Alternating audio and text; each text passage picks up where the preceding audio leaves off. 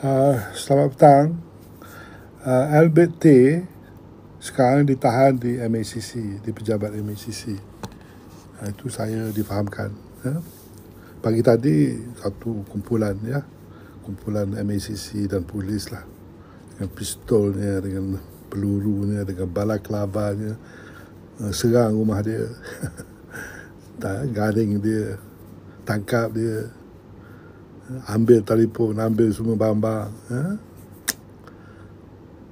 Saya pun terkejut lah, macam mana ni? Saya difahamkan hari Isnin ni patutnya dia di soal siasat.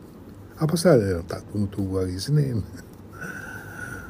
Mungkin Madani rasa tertekan kot pilihan raya ni. Cuma saya nak nasihatkan kepada kerajaan lah, kita ni kerajaan Madani, kerajaan Islam. Madani tu ada kaitan dengan Islam. Kita tidak boleh jadi rakus. Kita tidak boleh gopoh. Penguat kuasa kita tak bolehlah menggunakan pistol.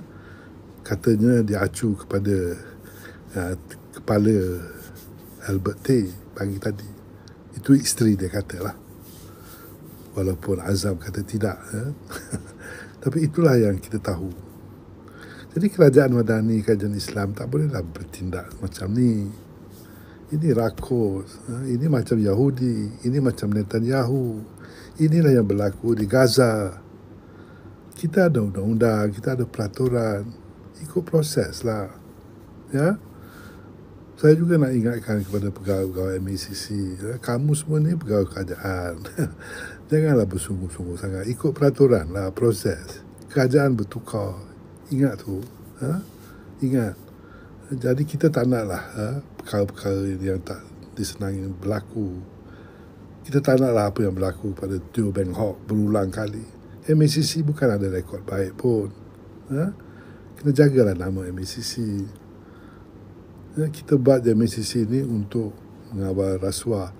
Dan pada pandangan ramai, Albert nak tolong mencegah rasuah lah. Sebab dia kata ahli-ahli politik minta duit dengan dia. Jadi dia buat laporan. Dia ni macam whistleblower.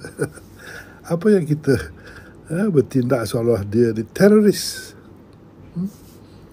Itulah, jadi saya harap tak ada apa-apa akan berlaku terhadap Albert. Siasatlah. Kamu nak siasat, tanyalah. Tanya macam-macam soalan. Tanya, minta bukti. Tapi janganlah menganiaya dia. Janganlah memberi kecelakaan kepada dia dan keluarga dia. Terima kasih.